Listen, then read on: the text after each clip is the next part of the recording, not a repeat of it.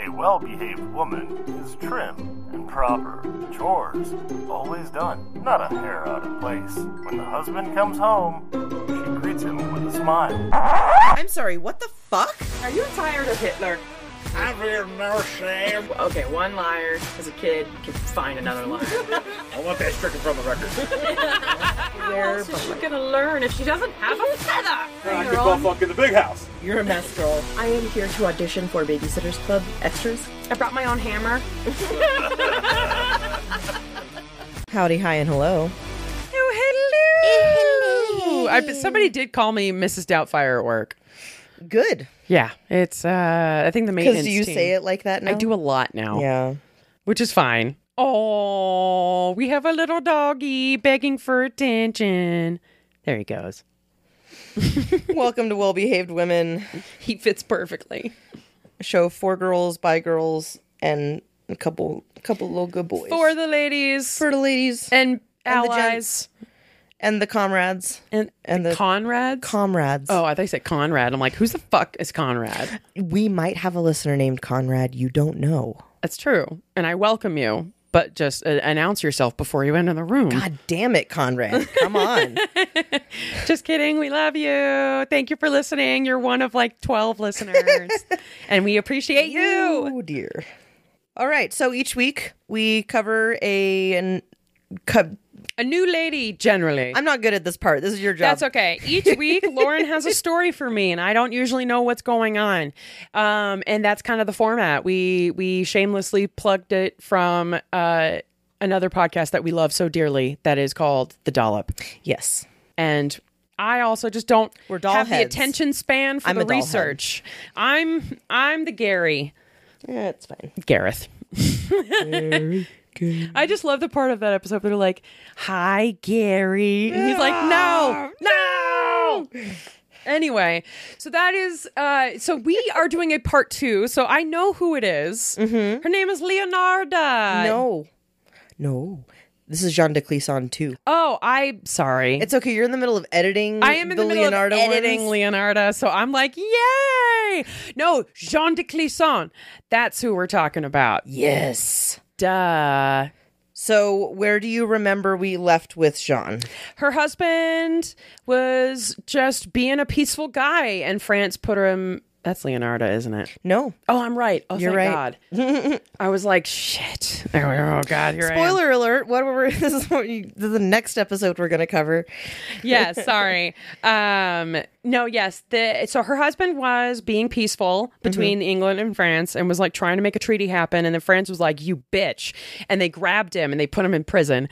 And then Jeanne was like, what the fuck? He's just being peaceful. Here, honey, here's some food. And they're like, no, you can't. And that's kind of the last thing I remember. Did we go further than that? No, I kind of love that. So that was fairly accurate. Oh, good. I do pay attention. Yes. So he was, in a way, minding his own business. He had sworn fealty to the French side to fight in the the very beginning of the War of the Breton Succession. Act 1 of 3 distinct periods that happen over how many years? 106 or 116? 116. Okay, it was 116. I was right. Do you see my little heart just going, oh? Yeah, you're like, she's learning. It can learn. It can learn. So, when last we left Jeanne and her, I'm going to call her Jean. We did this last time. Now let's American just Mouth. Really quickly for me and anyone else that is with me that does not remember all the nicknames we gave them and the full names versus the nicknames. Okay. So, last week we talked about, the War of the Breton Succession, and this is why we called it the Jean Britches War, was also called the War of the Two Jeans, which was the Duke of Brittany's niece versus the Duke of Brittany's half sister-in-law. Okay. From John. Okay. So it was the sister-in-law versus the niece. And really it was the niece's husband versus the half-brother. Yeah. They like to call it the Two Jeans. But we called her, the niece is called Levi Jean. And her full name? She was Jeanne de Pentiev. All right. She was Guy's daughter. Levi de Pentiev. Levi de Pentiev. Then there was, and she was married to Charles de Blois. Charles de Blois. Blois. Blois. But I'm going to go Charles de Blois, blah, blah. Blois, and I am going to blah, all over this episode. There is a Kesha song called Blah, Blah, Blah. So I'm going with Charles de Blah, Blah, Blah. Is it the one? Is it the Gorillaz song? I don't know who featured or collaborated, but she goes blah, blah, blah. Oh, that's not it. But that's mind. another one. That's another good blah song. There's a lot of them. Anyway, There's a lot. Anyway. We're moving on. Yeah. So you got Levi and blah, blah. So there's Levi, Jean, and her husband, Charles blah, blah. And then there was the half-brother, John de Montfort, was married to Joanna of Flanders, also known as Cherokee Jean. Cherokee Jeans. I think. Yes. So Joanna of Flanders was Cherokee Jean. Okay. And she was married to John de Montfort. Got it. He fought for the English side. Yeah. Right. And then the Jean that we're covering is Jeanne de Clisson, and her third husband, Olivier IV de Clisson, was, like you said, he was minding his own business, and then they just took him and they imprisoned him. And when Jean tried to break him out of prison, they punished her and charged her, and then she just didn't show up. And then they tried him and found him guilty and beheaded him and took his body through town and then sent his head to a different city and put it right on a pike. Very Game of Thrones. Well, funny you mentioned that. Because today they're going to air episode 3 of House of the Dragon. This is giving me lots of House of the Dragon vibes. It totally is. Because like we do this this almost every episode. Well, okay, that's how I'm going to do. That's how I live. Okay, just assume that every person we're talking about, especially if they lived not in this last century, everybody is all Game of Thrones and in just a different city. It's just a different timeline. Yep. But this is very much what's going on with House of the Dragon right now. Is because like Jean, she is on her third husband, and Rhaenyra has had 2. And yeah. Anyway, 2. The thing is like she's a woman with power, with money, and then now is fighting over some of that power and money and a throne with a half brother of it's a whole thing. And then I could go on forever, but I'm not gonna. I'm telling you, I'm doing a series, I swear. No, I love this. I'm going to have a Game of Thrones history of Westeros style, but just with the women. No, I love that. But it's also like, I love watching those shows and then learning about these people because it's like, oh, that's exactly where he got that part of the story. It is, exactly, because he pulls from history, George R. R. Martin. Totally, yeah. Love it.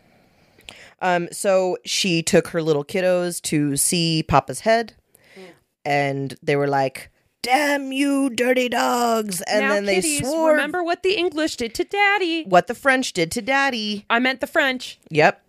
That's what I meant. I forgot. Okay. The French. The French did this. Yes, the French. Her own people. The fucking French. No, she's Breton. Oh, she's Britain. I forgot already. And this is another reminder. So at this point, Brittany is it's called a duchy. Right between France and England. So they're fighting over it. Yeah, France and England intermarried a lot with their royalties, so it can get confusing for them. I get it. So she goes and traumatizes her kid in Nantes. Because that's what you did back then. Yeah.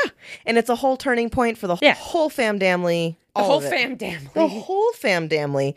And they knew who destroyed their father. Yeah. And they knew what they had to do. Channel those children's rage. It's a simmering flame right now, but it will be a roaring fire in the future. And she's going to aim it right at France. Yeah. Got it. They have some decisions to make. And again, this is a big deal. We went over this a little bit last episode, but you didn't just behead and spike someone's head for treason like they did Olivier. Enough. No.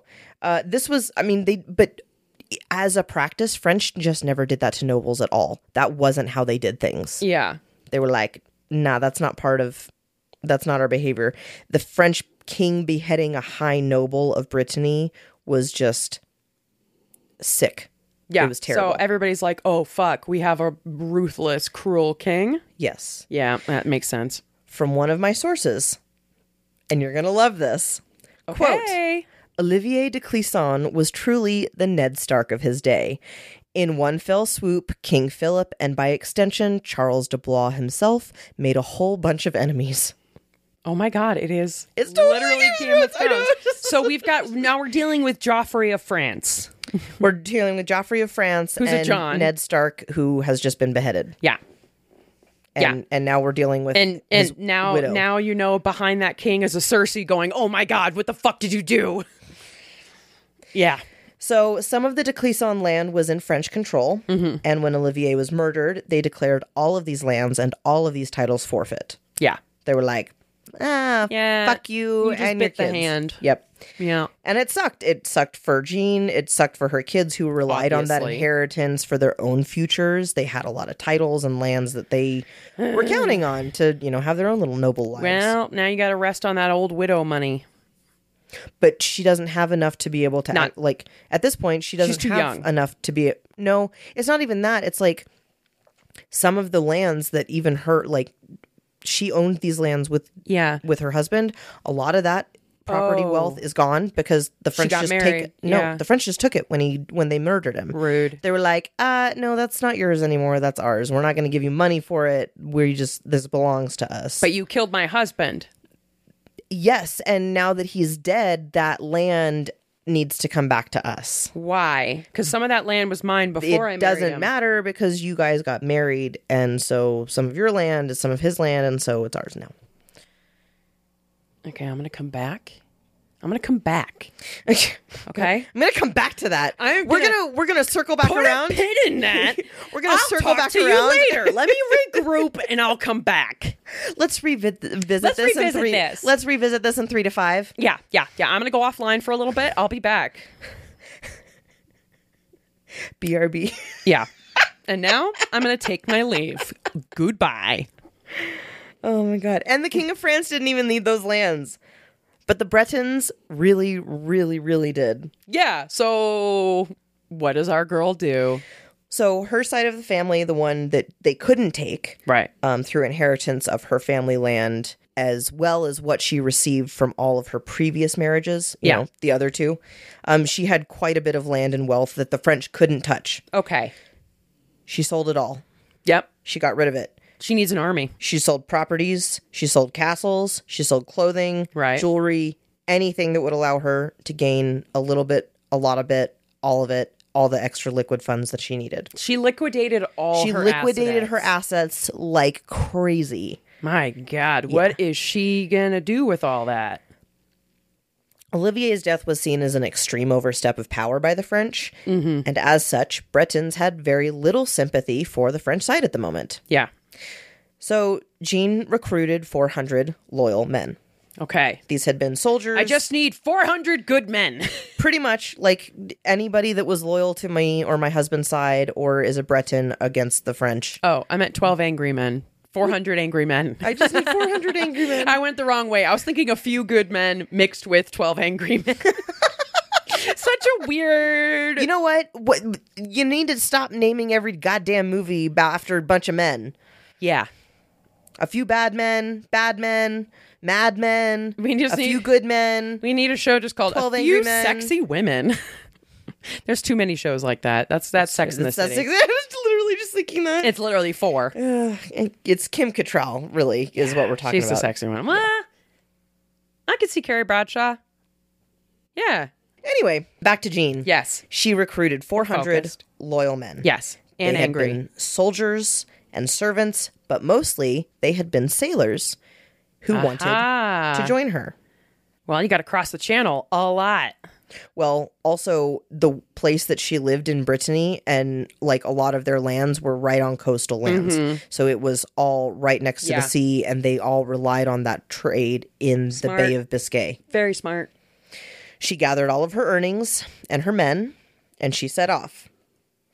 The French faction who had betrayed her, and by process of elimination, they must needs be aligned with the English. You would think. The enemy of my enemy is my friend. You would hope. Something like that. Yeah. So first they visited a castle at Tofu under the command of Galois Lehus. I don't know. I'm sorry. We're dumb tongue. I'm Remember, sorry. We're American. Galois et la Hughes, who worked under de Blois. He recognized the de Clisson widow and let her in because they were friends. They'd worked together, and he knew her husband, and she was like, "All right, can I just hang out and visit?" And her men were allowed entry because they'd come a long way, right? Am I getting some Trojan horse Red Wedding vibes? When her men were allowed entry, they massacred the entire garrison housed there. Oh, yay! John, I also get a little Olga of Kiev. yes, Oh my god. yes. Oh, girl. Slay, literally. Jeanne took delight in participating in the slaughter of dozens of Don't men. love it too much, girl. No, she loved it. Oh, fuck. Okay, that's a little Daenerys now. They slaughtered every single one except one person. Jeanne left one survivor, someone to tell the story to the next people to come. I'm sending this record. Hold on. Before you finish, this sounds exactly like the way my old roommate used to play Assassin's Creed. She'd emptied out an entire fort, and she just liked to go, I'd just like to leave one person to tell the tale. Yep. She wanted them to know it was her coming for them. Yeah. Tell de Blois, I want him to know it was me. Shout out. Oh my God. Yes. One of my favorite characters, Helena Tyrell. It's so Game of Thrones. Shout out to my girl, Sarah. You know who you are. I love you very much. God. It's just brutal, and I love it. So she leaves one single survivor, she has them tell the tale, and she sacks the entire castle, takes the valuables, and she adds that to her stash of cash, and they move on. She's pissed. Her men gathered together, and they went to another castle where they did the same damn thing. Oh my God! I'm not always up for a serial killer, but this But incredible, right? Yeah. Holy fuck. Who says women can't wage war? God damn, yes. The second place that she had gone had been a post that was under Olivier's control and was now controlled by the French. Once finished, she and her men traveled to England to meet with King.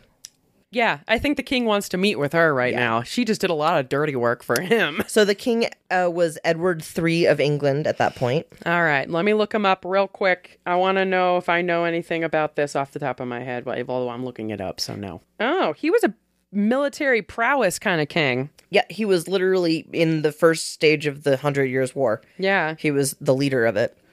Yeah. He was crowned at age 14. Oh, fuck. His mom is Isabella of France. And she... yeah, his mom deposed her husband, the king, and installed her son, the new king, and then went off with her lover. Oh, shit, girl. There are so many crazy fucking stories in royal land. I love it.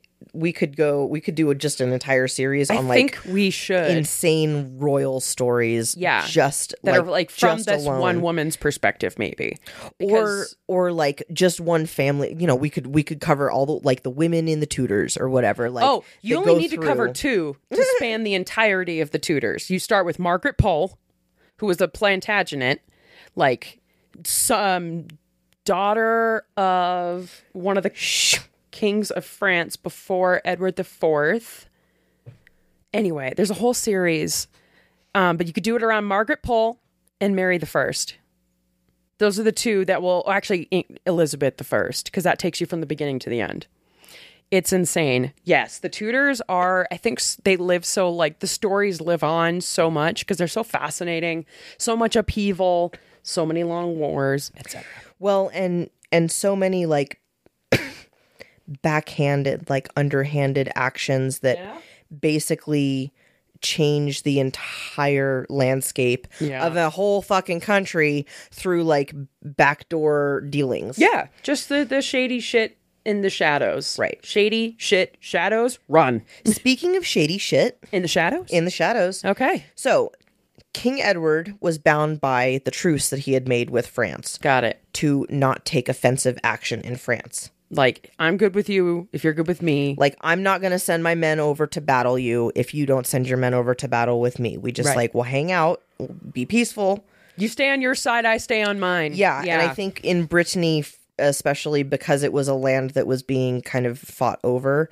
There were a lot of like, if this is in English control, then it's fine. Yeah. Like, you don't come and attack it. And then it's in French control. Like, even if it's kind of scattered around here, in and out, you don't, you're not being Right. aggressive. It's a Cold War. But he could damn sure help people who wanted to hinder the progress of France in all of their efforts. World politics on a small scale. Enter Jeanne. Oh, sorry. So Jeanne still had some money. She had sold off all this shit, and so she invested it. Not into stocks, I don't think stocks were a thing. not into more land, Oh, that would have been what I did. not any of that. She was done with that life. She said goodbye. She wanted to invest in something that could bring her and her children returns right now. Military-industrial complex. We're a little early for that, too. Oh, damn. The Industrial Revolution? No, I'm just kidding. She bought 3 ships. Okay. Most of her supporters had been either sailors or were fairly familiar with the sea in one way or another. She made the first mega yacht. Uh-huh. Really? And no. Oh.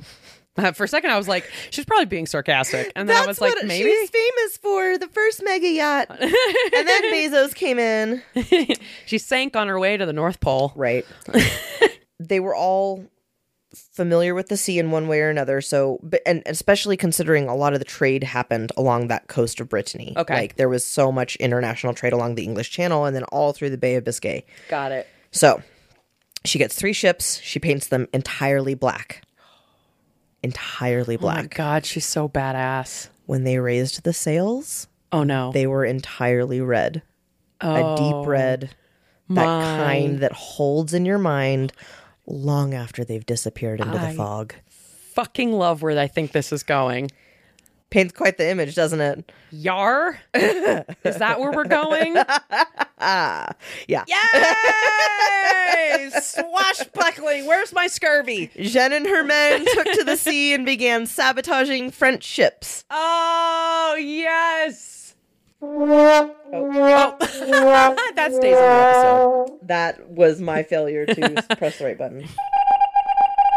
Uh-oh. Her tail's across the sea. Elsewhere Yar. in piracy. It's news. Yo ho, yo ho. I can do a pirate voice, A pirate's life for me. but I can't do a southern accent. Do a pirate voice all you want. Okay. Okay. Oh, I fucked it up again. I lost it. I was on it, No, and I lost you it. just got to channel your inner Mr. Krabs. Money. There oh you go. my God. See? Okay, You I'm got it. I'm Mrs. Mrs. Krabs? Ew, no.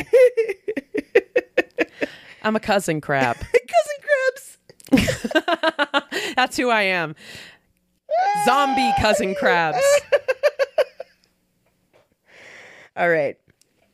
Let's get into the early days of piracy, shall we? I'm trying to stay in cousin crab mode if I can. So we don't really have any clear idea when the act of piracy actually started. We do know that the oldest boat in existence now that we know of in existence is from about 8500 BCE. Mm-hmm. And it's called the Pessy canoe. Okay. Ooh, it's a canoe. Yep. It was found in the Netherlands. Oh, that makes sense. Once travel by boat became something that you could do fairly easily, or at least once boats were more common than a canoe carved out of an entire fucking tree, you know?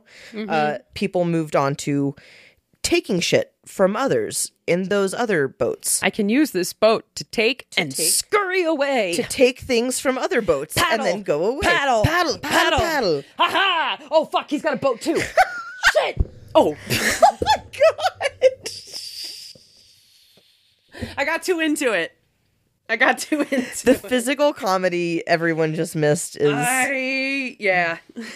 beautiful. Just like slow motion, like, but it's like, Oh my god. it's like a police chase, but canoe. But canoe, yeah, with a little paddle. It's what I was going for, guys. Before I ear palmed my microphone. Thus, pirates. Yeah. Even in our little area we're covering, piracy is something that was known and feared in the area, notably called the Black Monk. Ooh. A monk named Eustace from Oh my God. Courage the Cowardly Dog. Bologna? Bologna. Bologna? Bologna. Yep. Yep. Bologna, Italy. It's North Italy up by kind of closer. It's north of Milan, I want to say. Closer to the French and Austrian borders. Or Right. French and Swiss border? Well, it's northern Italy. Did I not tell you guys I got a D in geography? We're doing great. Anyway, so he's said to have been involved in sorcery. He got into this quarrel with his boss, Ooh, sorcery. who was a count of Bologna. So Oscar Mayer. he was working for this count, and basically the count, by the time they got into this argument, everyone thought that Eustace was involved in sorcery. He was like some sort of black wizard. You're so done with my shit. Did you hear me say you're like a count of Bologna? And I'm like, Oscar Mayer. And I think either you heard me and you were done with my shit and you just kept going, or you did not hear me. Because I thought that was gold. My Bologna has a first name. His name is Count Eustace. His name is the Black Monk. His name is Eustace. It doesn't rhyme with And anything. he takes some other shit from other people. Yeah! We're working on it. We workshop a new song every week. Yes, we and do. And we never, ever finish them. We're going to get some good ones in there. Bologna is located just south of Nantes, and it's not to be confused with Boulogne-sur-Mer, which is on the northeastern coast of France, which is next door to Belgium. Yeah. Nor should it be confused with Boulogne-Billancourt, which is a wealthy community on the edge of Paris. Okay. 3 different places, Yeah. but all with the same first name. Yeah, kind of how like every city in America has a MLK or Yeah. a Main Street, Yep. Broadway. Yeah. So he gets into this fight with his boss, the Count of Bologna, and he flees the area. He goes to this little small island called Jersey, which is where he fell in with and soon became the leader of the local pirates. Oh, I knew you could never trust a Jersey. Immediately crime. As soon as you had the Jersey Shore, I was just like, yep, we can't even trust Everyone's it a now. criminal. Eustace started his piracy career by attacking English and French merchant ships alike. Oh, okay. So he plunders everyone. Everyone. Yeah, he doesn't have... He's an equal opportunity He's an pirate. equal opportunity plunderer. Yes, absolutely. And, I can respect that.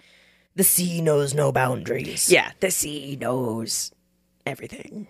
And nothing. And nothing. I didn't like that. Next.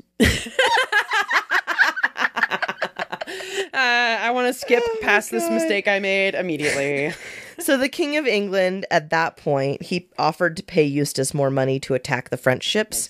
So then he did that. He was like, yeah, okay, cool. Yeah, it's not me. No, I'm just getting paid more to attack you. The fact that I get pleasure out of it does not mean anything. I'm just doing a job I'm now. smirking about something else. So he did that for a while, but then that king decided to invade the Channel Islands where he lived. Wait, which king? The same king that King of England. offered to pay him to attack the French. All right, so now he's like, I didn't get in any trouble for it. Let's see if I can overstep this boundary. Literally. So Eustace went to France and decided he was going to be a pirate and the mercenary for King Philip II. Sounds like the worst boyfriend ever. He just goes to the highest and He's least annoying bidder. escalating. He's escalating right now. And even though I'm not a big fan of you, France, girl, I don't want to see you get like your ass kicked without seeing. I want you to know it's coming. At this point, the concept of privateers didn't exist yet, so it wasn't like he was working for a government. It was just like the king offered to pay him. Yeah. And he was like, yeah, okay, cool. Yeah. He's just like, money? Sure. Let's do it. That's why I got into this in the first place. I don't plunder like mangoes. Like, I plunder money. I bet they do. They do plunder like because you can sell it for money. Yeah, they do plunder like food and stuff. They could really use the mango at the time. Vitamin C. Hello. Totally. Yeah. Anyway. So, yeah, he does plunder mangoes. Yeah. That's my pharmacy. She just, little fist down. So, at some point, he decided that there was more money in protection than plunder. Well, yeah. I find that, a lot of organized crime does. Yeah. So towns, and funny you mention organized crime because is she in a gang? No. So towns got a basically teardrop were given tattoo. the idea of like they had their dues, and as long as they were paid up, the black monk and his people would protect you. Oh, who's the black monk again? Eustace. This monk, and is like 100 years before Jeanne comes okay. around, but it's in the same area geographically. Oh, so it's it's the history of the area. It's the history of the area. The pirating in this area is not even new when she gets to it because this guy's already been doing it. Yeah. And he's a legend. He's a legend. The black monk. I'm going to be looking that up. In 1217, an English fleet of ships took the black monk and his men by surprise off Sandwich Island. Oh, Sandwich. Yes, Sandwich Island. Love it. After some foul moves by the English fleets, the black monk lost his head. Oh, well, that's a bummer. I was kind of rooting for him a little bit. It's okay. The story proved inspirational as fuck to Jeanne. Yay! She was like me. Murder. Let's go. Yeah, and her pirating was old school in a way because it's different in a couple ways than the golden age we know and love. We've talked about we love a good pirate story here. Yeah, obviously. and I was joking. I don't love murder, but I love these tales because of the drama. Oh, totally.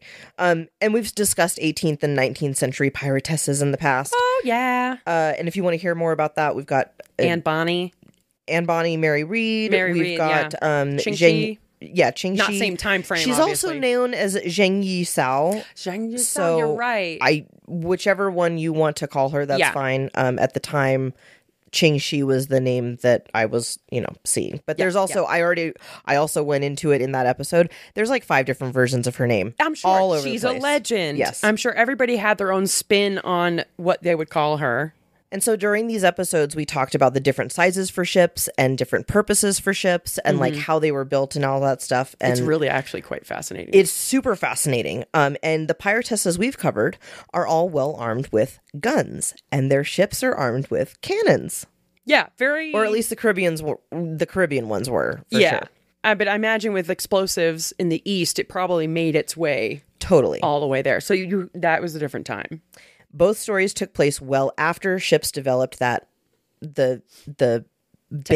technologies and the physical attributes that we see as like a pirate ship today, right? Yeah. The tall sails, the cannons, all of that.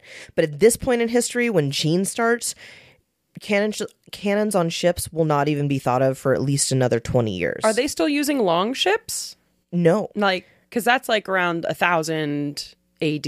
No. So they went from long ships. These ships were smaller. Okay. They're called cog ships. Okay. They're known for their versatility in water and the ability to move quickly. Okay. They also had these high walls to discourage pirates from boarding the sides. So they can't see what's in it. It's like when I put blankets over everything in my car so no one knows what I have. Pretty much, yeah. Oh, that's hilarious. It's a high wall blanket. Ah, love it.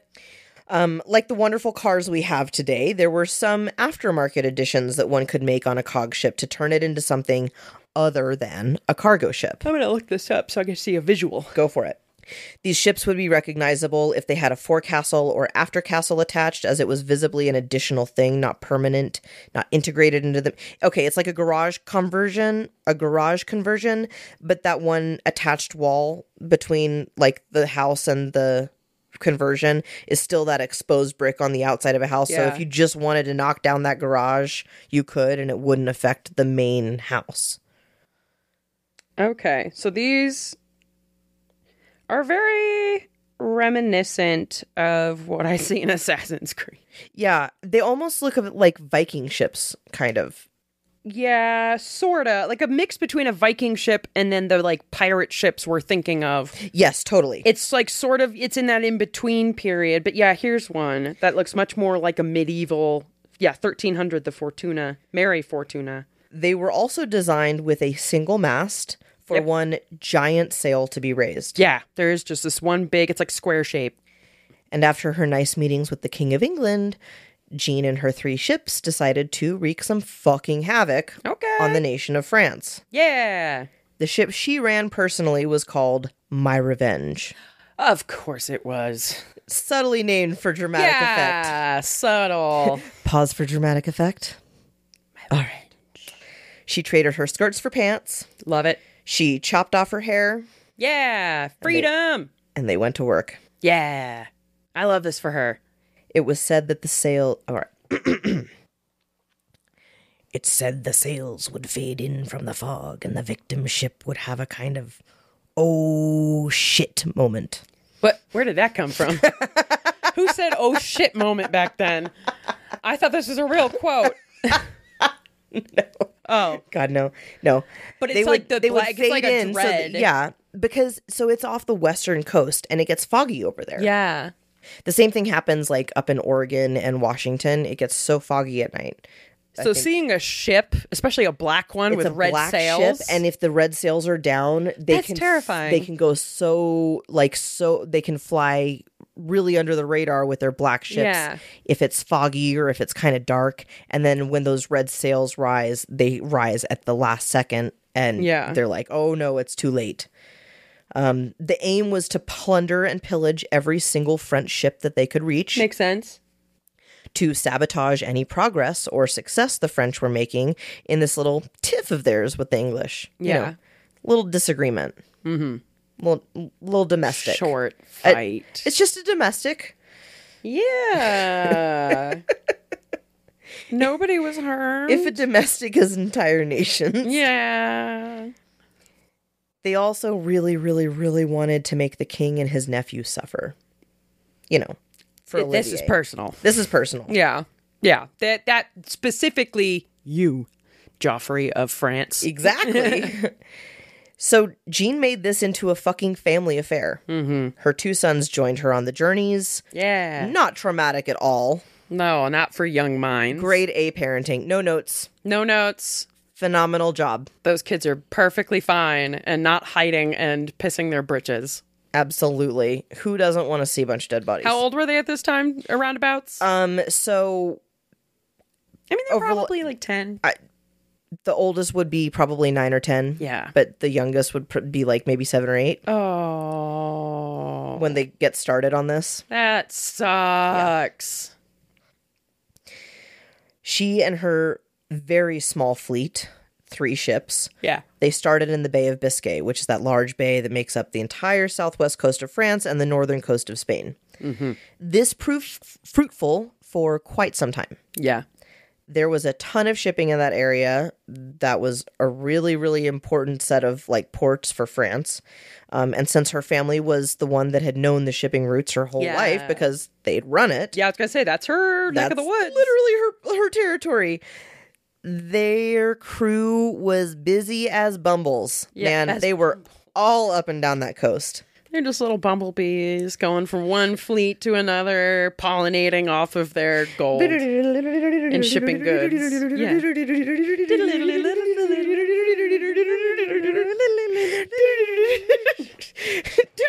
Just imagine that, like, but 3 little ships going together all along the coast. Yeah, you're just like watching the little map go, like they float around, like little mainland. Yeah. Love it. So the type of piracy they did was called commerce raiding. Okay. So this is like guerrilla warfare on land where the intent is more to disrupt logistics and supply by attacking. Yeah. But here, it's on the open sea, right? Yeah. So it was easier than straight up land battles, and for Jeanne and her crew, it was way, way more fruitful. It is likely that their fortress, their little area where they could take all their little treasures, was a little island called Eu, off the coast of France. Okay. The rumor was that Jeanne had a family castle there, and they used that as like their home base. I see. At least initially, for probably a few years. The main tactic was to swarm and surround the victim ship like wolves working on a collective prey. Mm-hmm. And the ships would get closer and closer until one of them could reach the victim ship with grappling hooks. I love that. They just toss them over and start yanking. Ah, yeah. So then they'd pull the ship in, they'd climb aboard, and they'd use crossbows, daggers, and swords to intimidate and, murder. Yeah. The kill. Give me your shit. Carve the heart right out of ye. No witnesses. Exactly. No witnesses but one. Oh, yeah, but one. I forgot that's hers. That was her thing. I would be a no witnesses person. Oh, for sure. Yeah. You don't want anybody knowing anything about my ships. But at that point, they didn't have... I mean, what are they going to do? more than what they already did to her. She's already facing like You death if take she the goes ship back to that you France. just boarded. You paint that black. Now you got an extra ship. You recruit more people. You start growing this fleet until you're a ghost army. I think that's how she did it. They don't really have a lot of details. I mean, this was in the 1300s. Written records are One not person great can from only back then. remember so many Exactly. details. But to me, it seems logical that that's how they would work it. It's like they would murder everyone and leave a survivor like on an island or on the coast leave or them somebody, on a plank. and then you take the ship and the plunder and all that stuff, and you grow your fleet, and then you can grow your sphere of influence throughout that bay. I guess that's true. But maybe they also left ships that they just didn't need. I don't know. That's true too. Maybe they don't need every ship, but if they see a good one, I hope that's what they're doing. Oh, I'm sure from at their some point perspective. Jean was like, you know what we should maybe We're do? wasting a lot of ships. Yeah. We keep sinking all of these things, and maybe we should could not upcycle. reduce, reuse, recycle, guys. Yeah, reduce, reuse, upcycle. Let's go. Yes, and let's paint this shit black. What's our go. carbon footprint? Seamstresses, let's get to work. We've got to make some blood red sails. Tim Gunn shows up. You better work. I don't know Yes. if that's it, but Look at the stitching on this sail. Look at how But he clean used to and say even something that on that is. show. You just iron that Make with it that work. pleat. Make it work. I think it might Designers, be that. make it work. That's That's it. Yeah. That's it. No, I love I the was idea. thinking RuPaul. So very different. No, I love the idea of Tim Gunn showing up like with the drapes of like red of blood red sails. Yeah. Pirates, make it work. Yep. All right. Anyway. And then he's like judging the different edges. Like, now, Maria, your edge is just a mess, girl. Yeah. Stitching is uneven. Look, this is not You weren't secure. even I paying can pull it and attention. it's all broken up. Mm-mm. The bunching here. The Gironde estuary feeds right into Bordeaux, made for easy pickings. It's a good wine area too. Oh, totally. If you see a Bordeaux on the shelf, take it, try it, you'll love it. Yes. They had basically just a channel right into the city, into the center of the city. Wow. So Did they just go right up that channel? right down that channel, in and out. And that made for really easy pickings. Surgical precision. Another place called the Charente estuary goes into Roquefort. What's Roquefort? Roquefort cheese. I don't know anything about that. I'm gonna try it. You know what? I need to take you It's to another little Longmont. town. What? I need to take you to Longmont to the cheese importers. Yes. You just no No more, no questions. no No notes. questions. Let's Let's do go. it. Yeah. All right. Bye, guys. We're going to the cheese importers. Be right now. back. So they would, go into Roquefort and they do the same thing. Okay. Or Rochefort, maybe. Maybe could that's be. it. Rochefort is how it's spelled. You know what's really It's not a interesting? Q, so it's not Roquefort. Never mind. I'm It's just very interesting because that kind of almost sounds like it's like the English have a Rochford. yeah. They have a lot of similar names, just in different Again, languages. They're like brothers.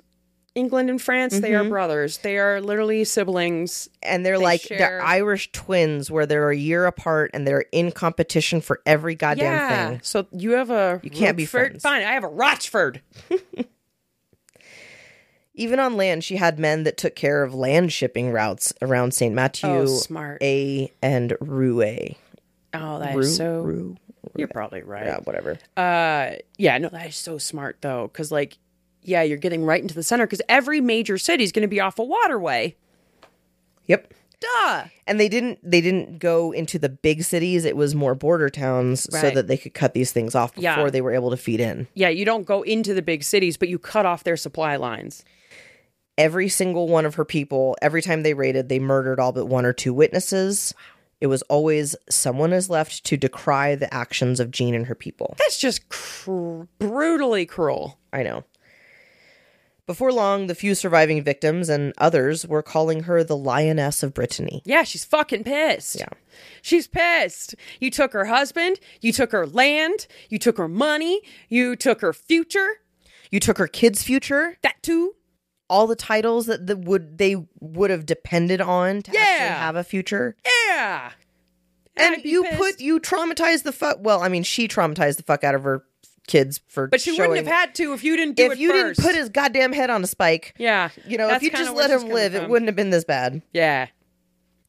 But you cross the Rubicon now, buddy. Rubicon. There's no coming back. So on the northwestern corner of France, there is a little peninsula that sticks out into the sea. Off that little peninsula sit 3 more peninsulas. Mm-hmm. At the northern tip of the southern peninsula sits Pointe du Raz. Okay, I feel like I've heard that. This is another spot rumored to be a chokehold for My Revenge and her sister ships. I see. The landscape is really rocky and rugged. Oh. It's terrible for a port, but it's great for a lighthouse. Oh. To basically say, hey, rocks, don't go here. Yeah, don't come here. In the dark, and especially in the fog, Pointe du Raz served as a literal beacon point for anyone attempting to pull into the English Channel, because it sits right at the southern end. So here's the Bay of Biscay, and then this is Pointe du Raz, and then right up here is the English Channel. Okay. So literally anyone that's trying to come in has to at some point come near Pointe du Raz. Right. And so basically it's just saying, hey, this is where the rocks are. You're basically at the turning point. Yes, literally. Like, this is where you start to turn. Yeah. Yep. Like those little, if you're in America, those yellow signs that have all those like arrows that point in the direction of the turn. Yep. Like at night, just let you know, guardrails, turn, turn, turn. Exactly. But with the sea, it's more like, just don't come here. Just stay within an arm's length of, or a ship's length, whatever it is. I wonder how they because that area, I imagine, has so much air coming in off of the sea that the lighthouse at that time is just a flame. How are they keeping that thing lit? I mean, lighthouse technology has been pretty much the same just recently they've updated, but for a long time, lighthouse technology was fairly much the same, and basically it was just keeping a flame lit all the time. How? With a bunch of mirrors, and then it was a beacon out, like with a really powerful set of mirrors to go out to cut through the fog. I'm just thinking on a windy day. Light isn't affected by wind, though. No, but the flame is. That's why you have glass around it. I mean, I don't know how long it's had glass, though. Because glass at the medieval times, a lot of that was really expensive. I don't know. I'm getting making into the wild weeds. assumptions. We should do a lighthouse. You know what? It would be a really fun. Women who have been lighthouse keepers. That sounds really fun, actually. You know, why is that so interesting to me? Because these are the little tales that history doesn't tell us. Yeah, but somebody's got an archive out there about Joanne, who kept this one lighthouse alive for 20 years when her husband died, so she could keep a roof over her head. I know it's out there. Joanne, Okay, I'm coming for you. And yet another Jeanne. Oh, shit. What? Well, okay. She's Gap. Oh, my God. She's Gap Jeans. Joanne. I'm sorry. Gap Jean's the lighthouse keeper. Regardless, there's a lighthouse, and it's in this rocky, craggy area that I'm fairly sure our Jean knows a lot about, because this is in her turf, This isn't her turf. Yeah. She's been around this. And more importantly, the sailors that work with her have been around this before. Yeah, she surrounded herself with experts like a boss.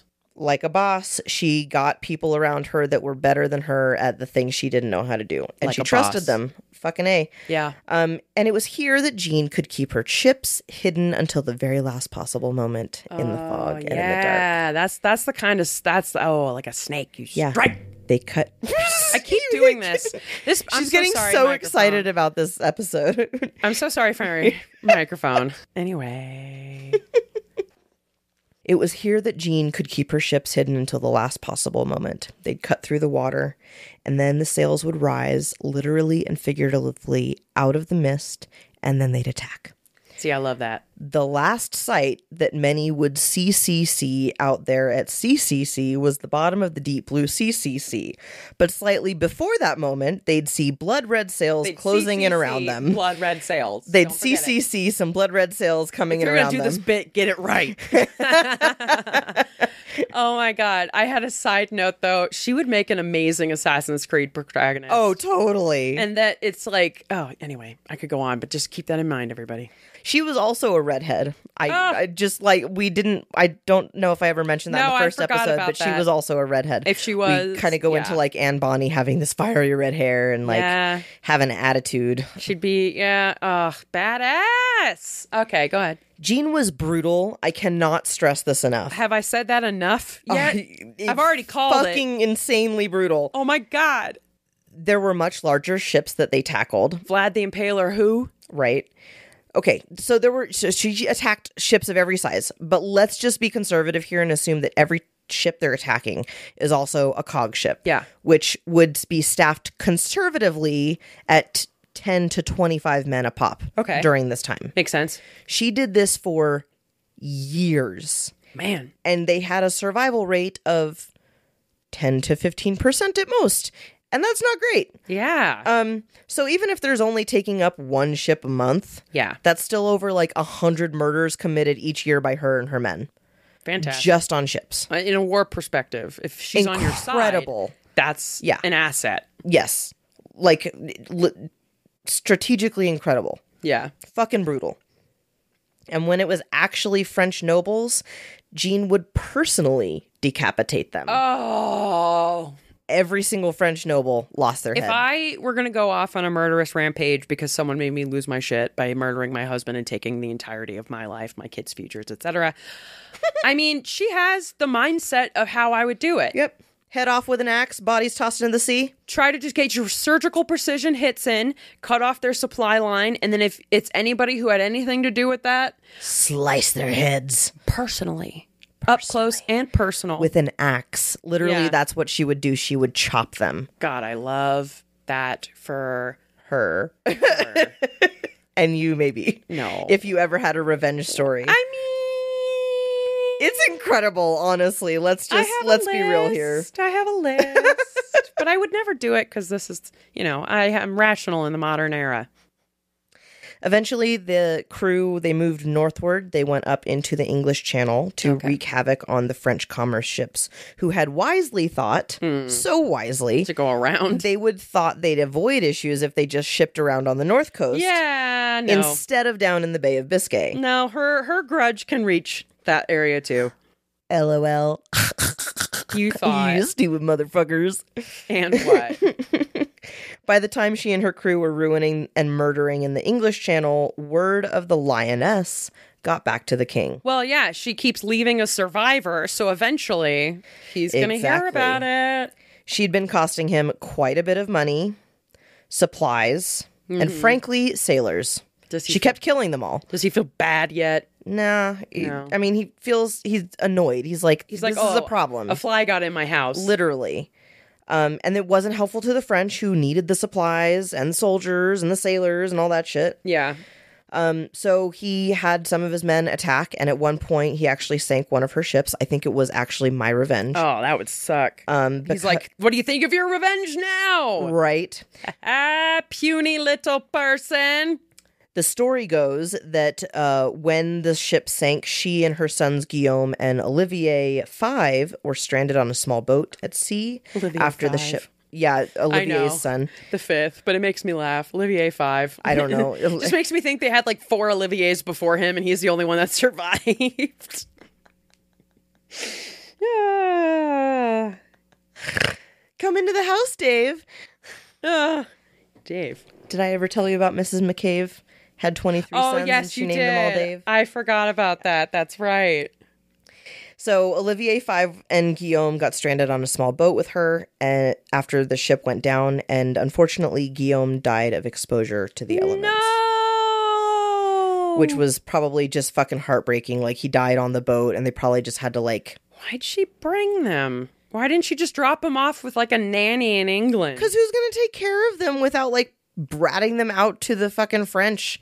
Those kids could be kidnapped. They could be taken. Ransom.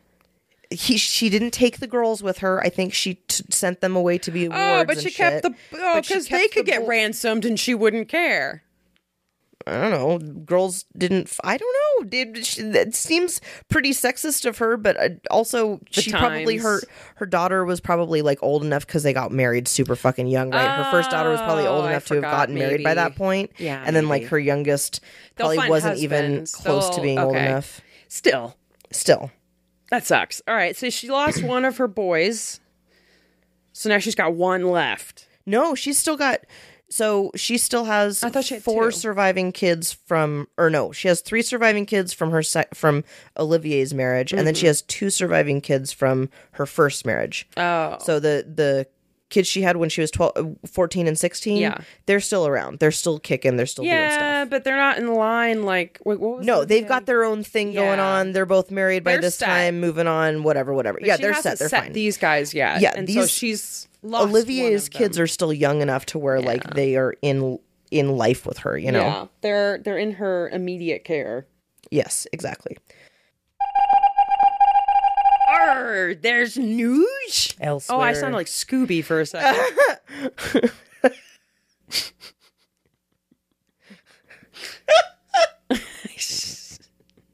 Pirate Scoob. Newsy news. Ruh-roh, there's news. Ruh-roh. Oh, that was bad. That was pretty funny. That was bad. Anyway, news. What's happening? Elsewhere in our revenge story. Yay! Revenge. So Jeanne had sworn retribution against Charles de Blois and his uncle, King Philip. Luckily, her revenge plot wasn't actually dependent on the misery being placed only on those two. Right. She was perfectly happy to just be a part of, like to disrupt all the major players anywhere in the she ongoing can war. cause the chaos for the French. Yeah, it was much more effective in her mind to just disrupt everything she could about her nemesis' efforts against the English. Yeah. Meanwhile, Charles was straight up not having a good time, bro. No. He did have a good time. He had ordered the death of thousands of civilians multiple times. Like thousands and thousands of people for under siege for whatever reasons. He was just like, just kill them all. We'll be fine. Oh, okay. I guess piece he did of shit. The spray and pray. Right. Just get everything and hopefully that'll do it. But in 1347, an English guy named Thomas Dagworth captured him, and the English imprisoned him. That's a good name. Dagworth. Daggerworth. Anyway. Okay. Apparently the term prisoner is going to be used loosely here because he was kept as a prisoner in English land for 9 fucking years, and he was able to keep his French squire with him. Okay. He was allowed to roam the lands. He was allowed to move about. It was kind of just... It's basically they had Batman just lived and Robin, in English. And they just went, go play. Yeah, he just lived in England or in English lands, and they were just supervising him, They're like, we know where he is. We got the NSA on him. We got a little radar and a chip in his head. We know where he's at. He's not... As long as we know where he is, we're fine. He would visit local graveyards with the French squire. Okay. And then he would recite scripture. For who? One very specific scripture for the graves of the dead around him. All right. Psalm 130. Okay. Out of the depths I have cried unto thee, O Lord. Lord, hear my voice. Let thine ears be attentive to the voice of my supplications. If thou, Lord, shouldest mark iniquities, O Lord, who shall stand? But there is forgiveness with thee that thou mayest be feared. I wait for the Lord, my soul doth wait, and in his word I do hope. My soul waiteth for the Lord more than they that watch for the morning. I say, more than they that watch for the morning. Let Israel hope in the Lord, for with the Lord there is mercy, and with him there is plenteous redemption, and he shall redeem Israel from all his iniquities. Okay, 2 things. 1, can you paraphrase that? 2, Chewie's having a dream. That's so cute. He's running in his dream. He's twitching. Back legs activate. I love it when boys have twitchy dreams. Pippin's toes will do this. Yeah, I caught my cat having a dream where she just was, her whole mouth was just twitching. There's not really a Reader's Digest of this. It's a psalm, so it's poetry. Okay. It's basically, and this is basically saying, I am praying to you. Please hear my voice. Listen to what I'm asking you. If you can if you're marking all of these things that are wrong, who can ever stand up to that? But since you're forgiving, we'll wait for your forgiveness. My soul waiteth for the Lord more than they that watch for the morning. Basically, I can't wait for the Lord to show up. I was kind of wondering, because he said inequities and all of this. It's like, I was thinking it was more like, God, why can you let this happen? Yes. All this inequity, More what are we like, doing wrong? What are we supposed to be doing better? Like, I just wait for your forgiveness, something like that. it is kind of like that. And it's also like, please help deliver us from this like strife. Yeah. So he would ask his squire to join him in these recitations. Okay. It's kind of nice. The French squire hated this. The graveyards were full of English people who had killed his family and his friends and burned all of their homes. So he was like, nah, I'm good. I'm good. Oh. I'm out. I mean, I don't blame you, bud. But hopefully someday you can understand that these men are also just following orders. I imagine that's what you're doing here.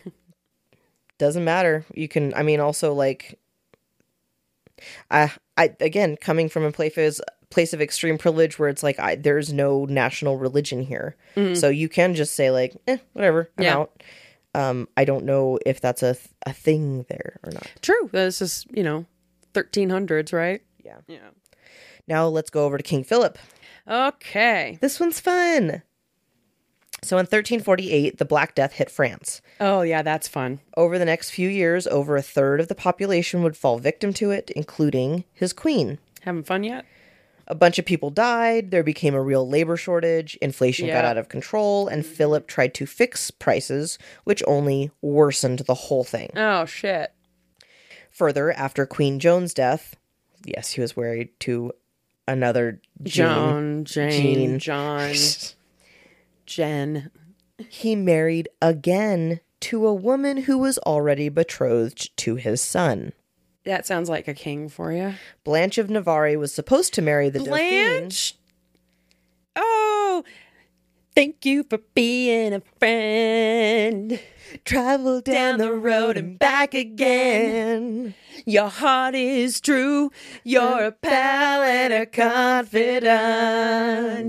And if you threw a party, invited everyone you knew, you would see the biggest gift would be from me, and the card attached would say, thank you for being a friend. We can't put that whole thing in there. I love that. I fucking love Phenomenal. that song. It's so good. I love that show, and I love a Blanche. So, yay! All right. So now we're picturing an old woman, but this was a very, very, very young woman.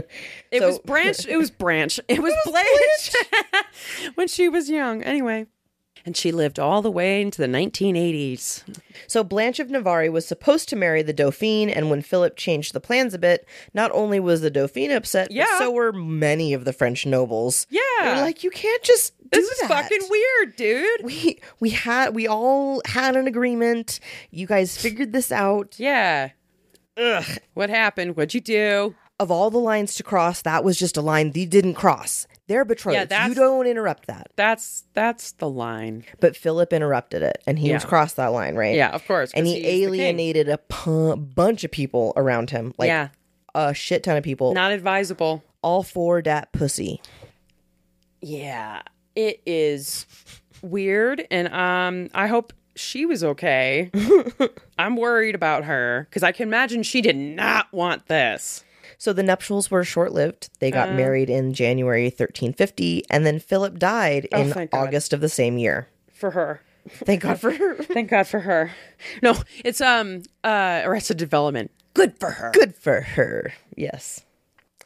A few years later, the French paid a ransom of about 500,000 écus, I think is how they... Whatever that... Écus. Of denomination insert of here. monies. Yes. Of monies. And in 1356, Charles de Blois was released. He gets back to France and he's like, all right, you know what would be a great idea? This would be a fantastic... I've got the best idea ever. Okay. If I walked barefoot for 6 kilometers in the winter from one place to another. Why barefoot? Between two towns. Is there a reason he has to be barefoot? So it was labeled as a move to show devotion to Saint Ivo of Caermarthen. Oh. I think he maybe... Kilmartin is the English version, I guess, okay. of that. Okay. Again. With the name so close. Was he also a barefoot saint or something? No, it's just a region where a noble has money and land and... So all of the common people find out that he's coming. They're like, it's winter, it's cold, let's help him out. You know, we want to support him in this show of great devotion. Yeah. So they laid out a bunch of straw on these dirt roads and they put down blankets to help ease the passage from the cold ground. That's lovely. It's very nice of them. That's a very nice little community. Oh, totally. Did anybody throw some tacks in there? No. They were like really excited for They were this. like, wow. They were really excited for him to come by. Okay. So Charles took a different route, missed all of that, and after the whole ordeal, couldn't walk for 15 weeks. Well, okay. Little fail on Charles' part. You know, it's like everybody else seemed to know which route you were taking. How did you not know? He just decided to go left when there was a right. This is why you don't wing it. After his recovery, he went back to war against the Montforts. He was like, all right, I'm back at it. My feet have all healed. Let's go. I got some calluses now. Hey, can't stop these babies. Okay, you say that, but like I literally have calluses all over my feet from where my sandals Same. press up against it. Same. I'm in there all day. I have like a little extra shelf of calloused skin right there. Yeah. Sorry, if you ever listeners. pick at it, you get little spicy feet. Oh, where like if you're rubbing them in bed, you feel it and you're like, oh, that's kind of cool. Yeah. Yeah. Welcome, any male Let's talk or about male feet, identifying baby. listener who thinks women aren't gross. We're gross. We're all little scientists about the human body, just like men. So Jeanne had been following the doings of Charles and Philip for quite some time. Yeah, you that's what you should do. About when you have a know your revenge enemy. plan. Exactly, know that enemy. So when King Philip died, she was like, yes, we got one. We got it in. We got it in. We got it. Chaos is a ladder. But she wasn't done yet because Charles was still around, right? Yeah. Even though he was still in prison Doesn't at that matter. point. He's not dead. He's not dead. That's and what matters to her. There is a ton of pillaging and plundering left to do. There's like just a lot of stuff to be disrupted. Yeah. And then in 1350 shit. In 1350 shit. In 1350 shit.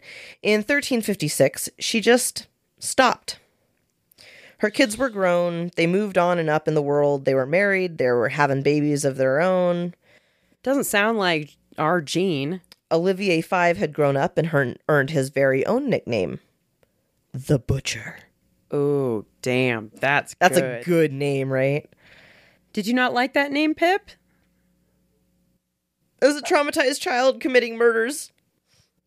He grew up... The Butcher. Oh, that's a good one. Yeah. I mean, he was one of the kids that started on the ship, so... And his brother died on the ship. So that's gonna turn you into a rage-filled little butcher boy. I feel like the Butcher is if anything, probably very... Putting it mildly. Yeah. If they had a house signia, it would be the Flayed Man. Oh, see, I was thinking the Butcher's Boy that they kept talking about in seasons of Game of Thrones. Yeah. But no, it would definitely be the Flayed Man. They'd be like, I'm traumatized and angry. I think her anger just faded. She was able to move on. She was over it. She was like, all right. I wonder what... She made a lot of... I mean, she had made a lot of money. She had a lot... Yeah. She disrupted a lot of shit. The men she had made suffer had indeed suffered or were still suffering, and she decided that was enough for her. She's like, I have self-actualized now. Literally, like, okay, this is good enough for me. Done. My bucket list is over. I'm good. So she married again. Fourth husband. Elizabeth Taylor over here. This one was a deputy of King Edward III, a guy named Walter Bentley. Yeah, okay. Bentley, exactly. The next few years, though, weirdly enough, they were back to her noble days, like the disputes of lands and estates and all that shit yet again. And she's like, this is boring. King Edward had ordered Charles de Blois and his household to return the stolen lands back to Jeanne and Walter. Good. They were like, here you go. It's about fucking time. And Walter hadn't escaped loss during this time either. I think he had lost properties in his own life. But then Edward decided to actually like work with Charles. By then, who was the Duke of Brittany. He had gotten out of prison. He was back at war. Yeah. And basically, as part of a treaty between the two of them, they said that Walter had to surrender all of Jeanne's remaining Breton castles. There you go.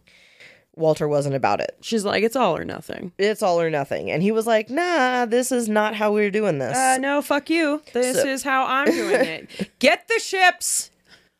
So he goes to England, he goes to plead the case, and he was arrested for the trouble. Oh. They kept him in the Tower of London for a bit. Oh. But eventually they let him go again, mostly because by this time the Black Plague had wiped out a ton of people. And they were like, fuck, we need citizens. Literally, the war was on this like indefinite hiatus until people stopped dying. We had enough bodies We want before. to murder you, but you're dying all on your own, and we need you to stop that so we can go back to actively murdering you. Because then we'll win, not the disease. Yes. Bam. Stop dying before we get a chance to kill you. Yeah, I want to kill you. So fucking annoying. God, why did you have to get sick? God, someone invent cannons. They're dying too fast. So as a couple, Jeanne and Walter, they were given some minor titles. They moved to a castle by the sea off the coast of Brittany. Okay. Perfect place to retire. Yeah, I want to retire by the water. It was safely in British territory, and there Jeanne lived out her days with Walter. Aww. 3 years after she retired, in December of 1359, Walter died, and Jeanne followed in death Just catch a break. just a few weeks following. Still. She should have gone first, so she didn't have to watch any more loved ones die. But, okay. All right, girl, hey. I mean, she lived her life. She was like, all right, I'm done. Welcome to Valhalla. She was 59. She'd lived a large, full life. She'd had 7 kids, most of whom survived and became nobles themselves. She disrupted a shit ton of French shipping and killed a bunch of people. I think she earned her death. She did. And a lot of these, like, female pirates, these women who go into piracy, they tend to go, okay, I'm retired. And then they're just like, I live until my 80s. Honestly, I think that is a, like, women can plan ahead and be like, I see a life after this. Could. There's a lot of, I feel like, and this is wild speculation. None of this is based in fact. Yeah, none of us know any retirees our age. But I feel like dude pirates, you know, they knew they were going to die in a life of piracy. They knew they were going to like live and die by that sword or that cannon or whatever. Like they knew they were going out. It's not common to, like, Blackbeard, didn't he die? I have no idea about Blackbeard. On the sea or something? I mean, I think most of them do because they're like, I don't know, they can't be content with a life of peace. Exactly. But like women, Yeah. I mean, Zhang Yisao, she retired and started a gambling house. Yeah. Just for funsies with a shit ton of money. I know. You know, Jeanne got married again, had a nice little life. Yeah, I want a shit ton of money. Retired with a little bit of dignity. Yeah. Go women. Yeah. That's our whole podcast. So that's Jeanne. That's Jeanne. Yeah, this has been Well Behaved Women. We will see you next week. Spoiler alert for someone named Leonarda. Yay. All right. This has been a fucking podcast. Yay. Bye. Bye.